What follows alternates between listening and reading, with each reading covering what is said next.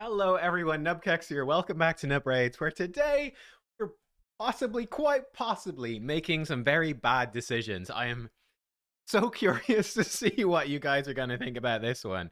I'm expecting lots of comment. I'm hopefully expecting some comments to be like, I see where you're coming from. I'm expecting a good few comments being like, yep, that was really stupid. Why would you do that? So what is going on? What is the problem? Well, where we're at, it doesn't want to load up. I think, is it in the events tab or this? I don't remember. We have an absolutely horrendous, it doesn't even want to load. It's that terrible. We have an absolutely horrendous tournament right now for Champion Chase. It is one of the worst I've ever seen. It is so bad, right? The Champion Chase to get these Titan event points. Um, if you've been following my progress in the Titan event so far, you know I've already skipped all of the points that I was able to skip. I skipped most of them in the hero's path. That's me basically done. No more to be skipped if we want to get, for me, that 5-star soul for Zenogre or Zenogre, Blade Master. Oh man, and we're gonna get it. And I don't know if it's just the worst idea ever. We're gonna go for it. But 4,200 points is crazy. So, hang on, let me get up a calculator here. Calculator.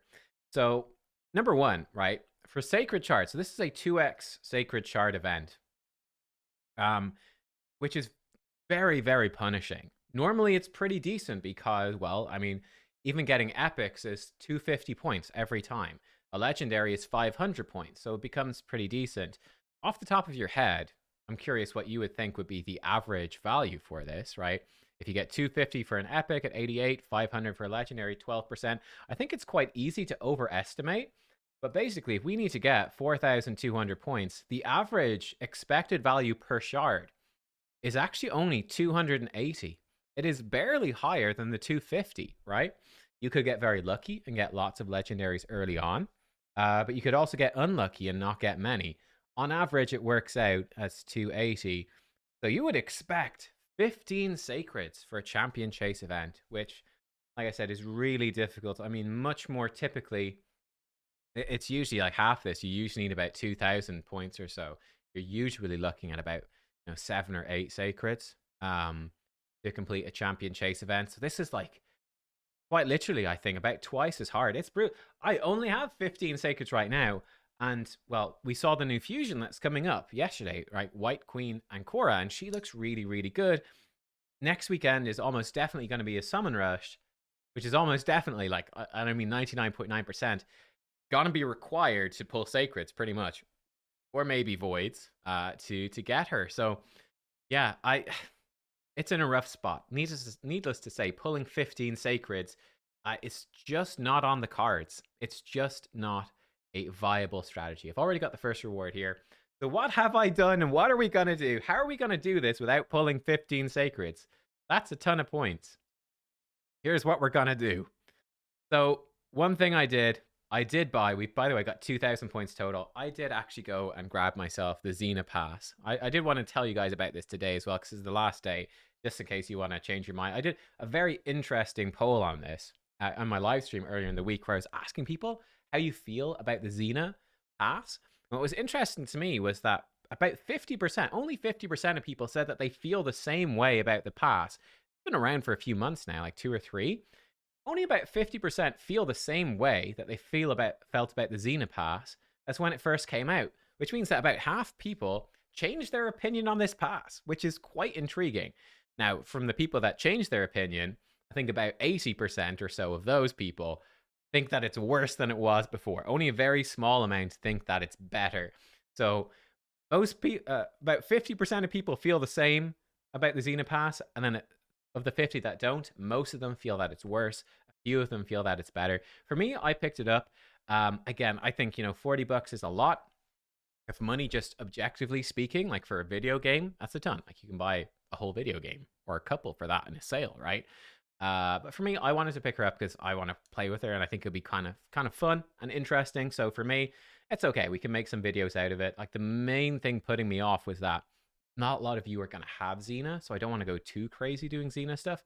I think she's a very strong champion for Arena. And yeah, I'm fine with picking it up. I just wanted to let you guys know that that's where we're at. But that gave us 500 points right there. So that helps out a little bit. So spending 40 bucks to get 500 out of 4,200 is not the most appealing thing. Now, the other thing we're going to do, and oh my God, this is where it becomes crazy. We've got all these fragments, and we've been saving these fragments for a very long time. Zenogre, she's the most recent fusion. We got Gwendolyn from her Path event, Jetney, an old fusion. Then we've got Basatha, Vassal of the Seal, Jinro, and Chromax. A bunch of Doom Tower legendaries. Like, between all of these, this is at least 1 year worth of Doom Tower, if not more. Probably more than a year worth of Doom Tower hard fragments. Right there. A ton of fragments, but I think we're going to pull them all, which leaves us with no fragment legendaries left. Why am I doing this?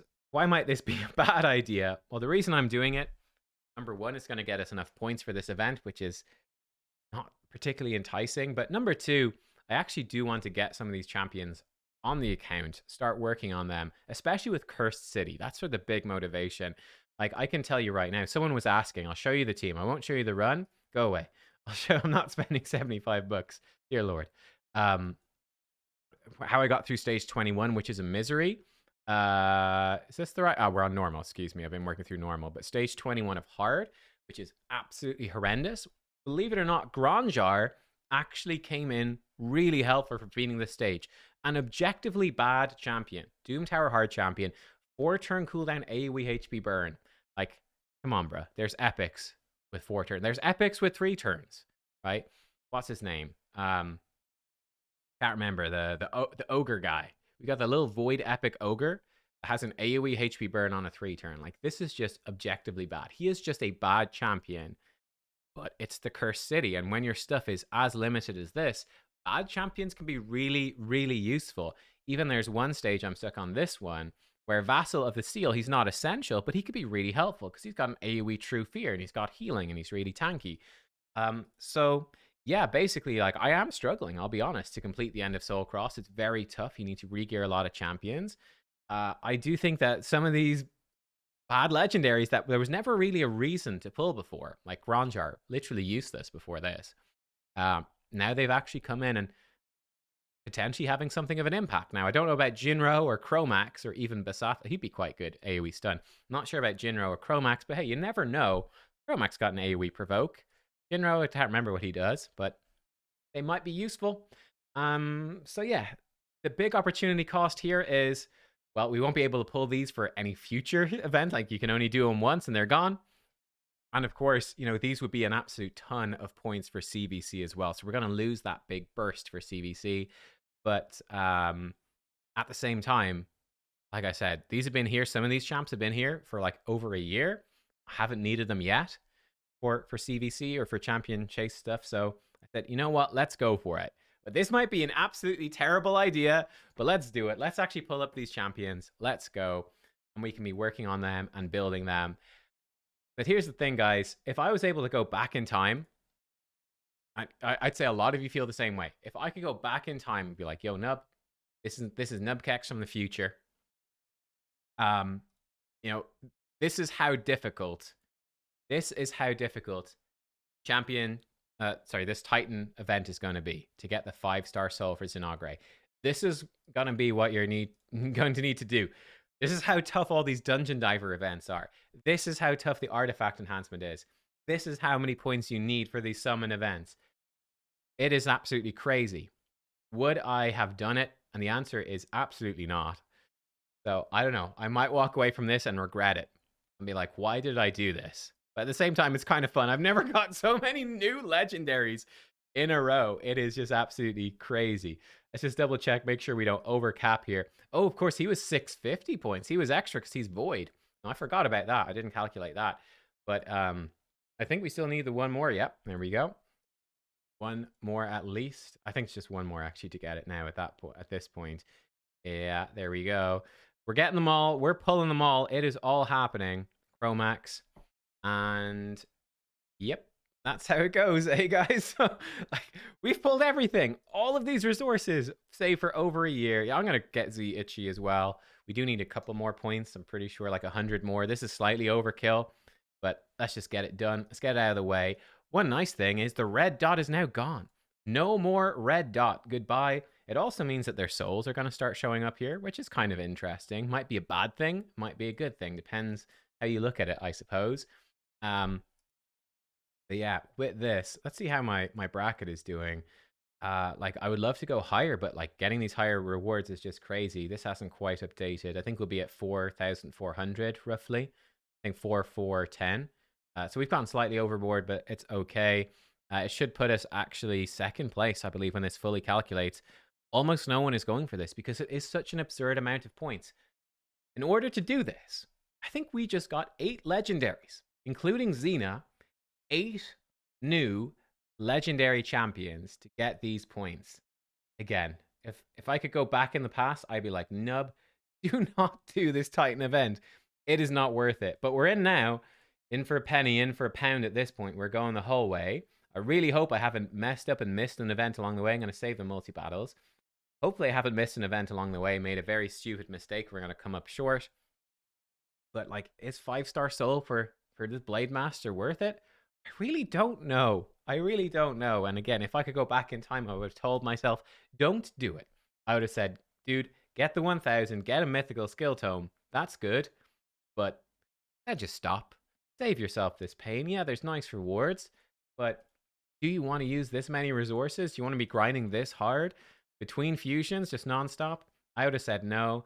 Look at all these red dots. It is crazy. But we've got a whole new. So we got Zena, we got Jetney. And it's pretty cool. So like Jetney, I think is kind of underrated. I probably wouldn't build her myself. Like, you know, like Zena, I think I definitely will build. But Zena, Jetney, probably not. She's not bad. Not a bad champion, but I've got better nukers, not really essential. Asatha, AoE stun, and turn meter pushback. It's a long cooldown, but that even unbooked is very good. And this is very good for very good for Cursed City. He could be pretty clutch for Cursed City, especially if they bring new difficulties. But personally, I think they need to nerf Soul Cross to make that happen. Soul Cross on hard is like ridiculous. The end of Soul Cross, it's absurd. Itchy, I think she's probably pretty useless.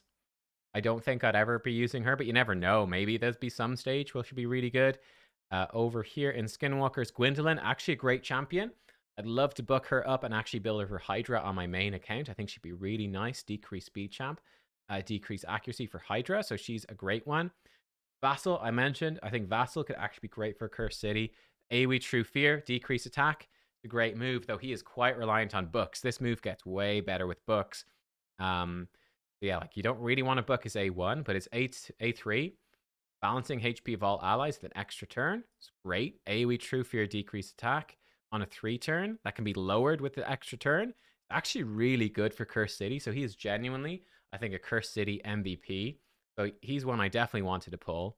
Excited about that. Chromax. This guy definitely needs a buff. He's got a 4-turn provoke, decrease accuracy. This really needs to be 3-turn, really. Then he's got single target block buffs with some turn meter fill. I mean, again, this should really be AoE block buffs. Or a team turn meter fill. Decrease attack A1 is fine. His passive is decent with the Hex. He definitely needs a buff. He's really underwhelming. And then we got Sinogre Blade Master. Is this champion worth getting a 5-star soul on? I really don't know, but we've done it now. We've pulled them all. The red dots have nearly all been clicked. Who did I miss? Who did I miss? Jinro. What does Jinro do? 97 reviews. No one has reviewed this guy. Apparently he's absolutely terrible. Resistance all battle aura. Increased defense and counterattack on himself. Okay. Single target 2-turn stun that ignores block buffs, block damage. And increase the cooldown of target skills by 2 turns at random. Goes to 60%. It's actually a really good A1.